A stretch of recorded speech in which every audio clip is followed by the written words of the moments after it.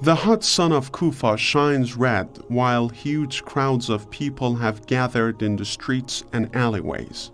The caravan of Imam Hussein's captivated household are kept in chains and shackles right at the gates of the city's castle.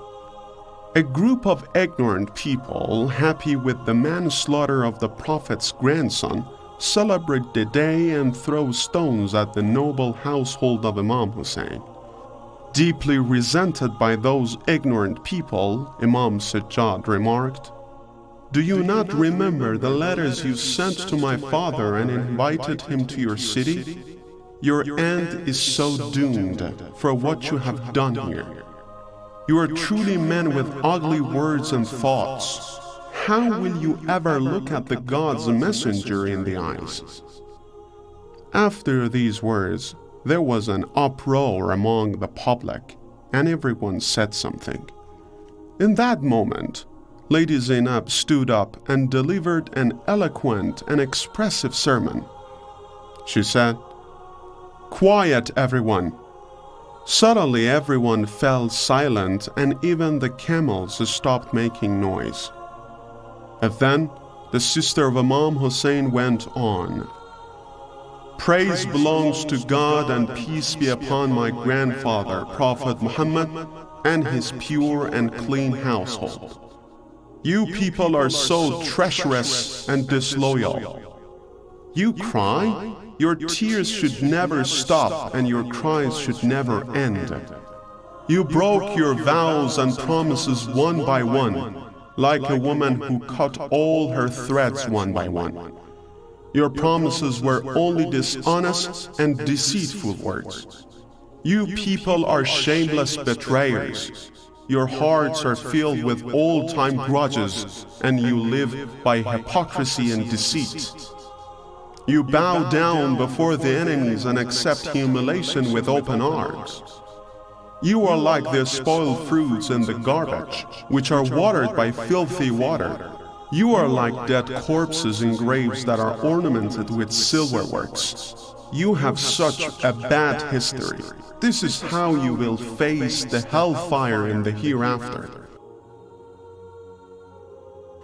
The public burst into loud cries of horror and grief.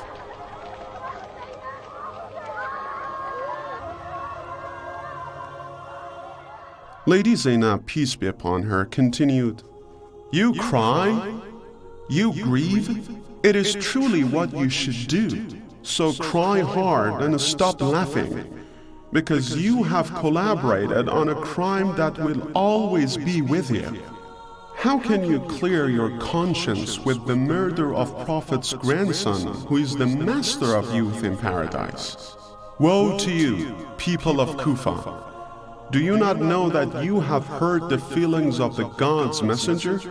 You have brought out the women from the household of God's messenger before the public eyes.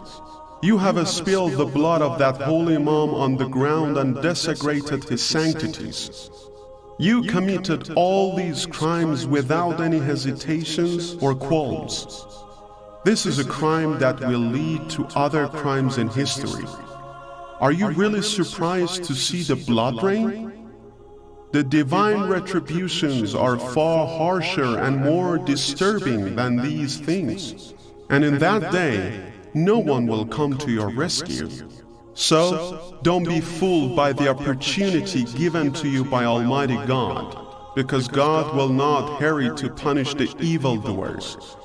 He has no fears of losing the time to punish the evildoers. Verily, God is always watchful."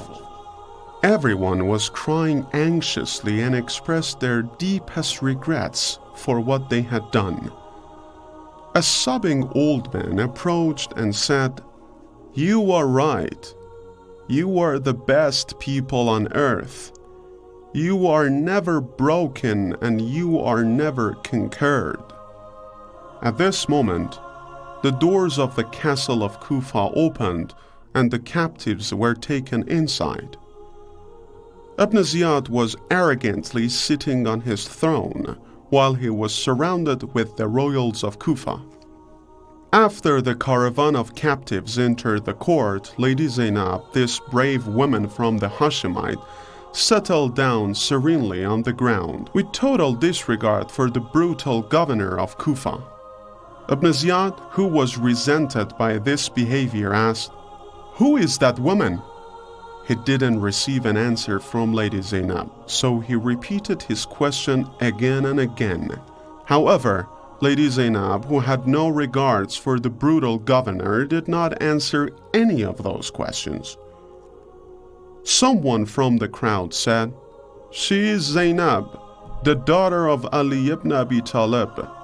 Ibn Ziyad couldn't hide his anger from the undefeated and solemn character of Lady Zainab.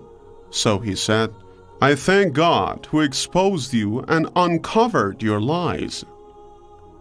In response, Lady Zainab bravely remarked, "I thank God for making us respectful through His messenger and made us pure and clean of all sins.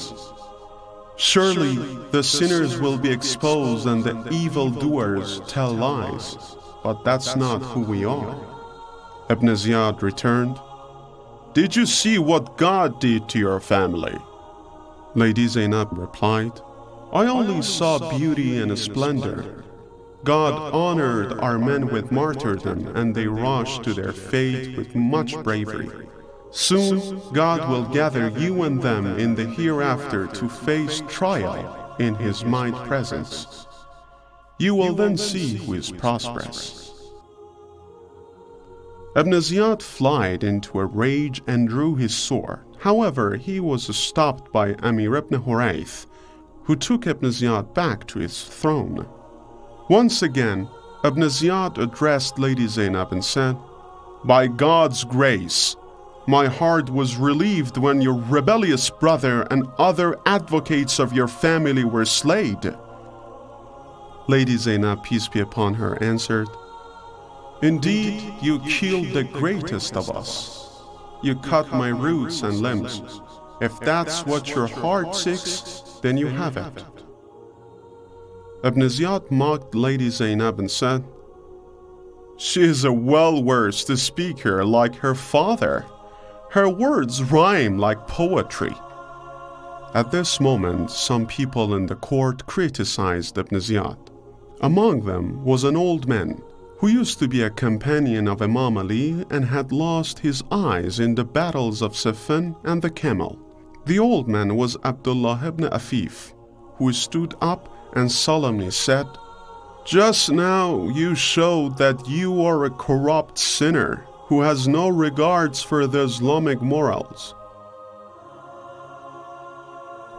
Resented by these brave remarks, Ibn Ziyad ordered his soldiers to behead the blind old men. Further, Ibn Ziyad ordered the captives to be moved towards Damascus in order to prevent any further public protests.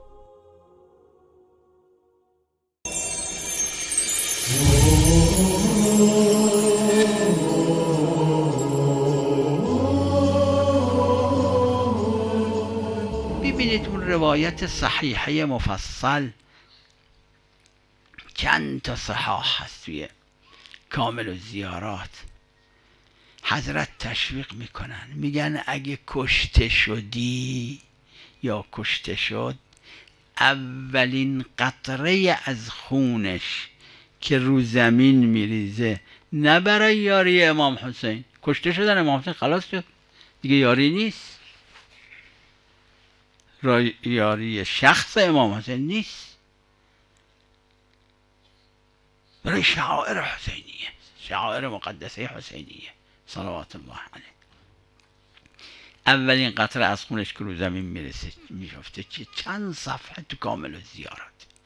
اگه کسی دید سیلی بهش زد، این چی میشه جبرانش در آخرت؟ چه ثوابی به این میدن، چه بلایی سر اون میارن؟ اگه حبس شد، هر روزی که حبس بشه چی؟ اگر نمیدونم چه بلایی سرش اومد چی میشه؟ روز قیامت ملائکه خدا امن بش میدن، میگن تو نترس، خوفی برات نیست، و میارنش سر جهنم میگن ببین اینی که سیلی بهت زد اینه که دلش خوشحال بشه، اینی که حبست کرد اینه، اینی که تو رو به ترس انداخت، خوف انداخت، دنبالت کرد اینه. امام حسین زنده میشن با این چیزا که نه، به نام نیست، قرارم نیست. این مسئله تشریعیه، مسئله قتله، اونم نه یکی نه دوتا. قصه های زمان هارون رو ببینید، قصه های زمان معتصم رو ببینید، قصه های زمان متوکل رو ببینید.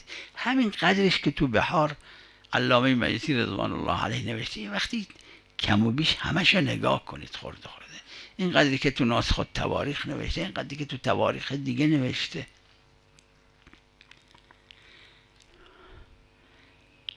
آمار نیست، نیامده یا بوده آتیش زدن کتابای شیعه را. اینجوری بوده زیارت امام حسین، اینجوری بود.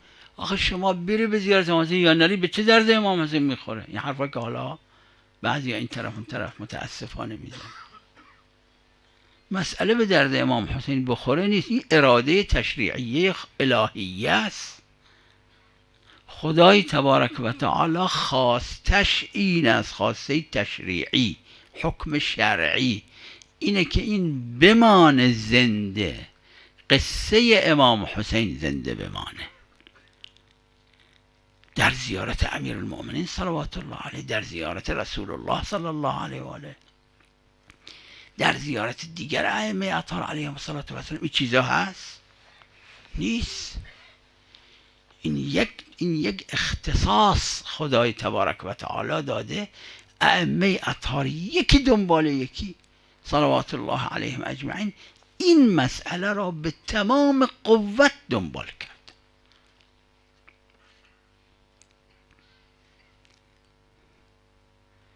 ما از ائمه بهتر میفهمیم نعوذ بالله. یکی یا دوتا نیست، 10 تا و 100 تا نیست، یه روایت و 100 تا روایت نیست. کامل زیارت یه عدش جمع کرده. اونایی که تو کامل زیارات نیست، تو بحار و غیر بحار هست، تو کتب صدوق و کتب شیخ طوسی و کتب دیگر هست، خیلی بیش از کامل زیاراته. یعنی اگه اونم جمع بشه یه جا، از کامل زیارات بیشتره.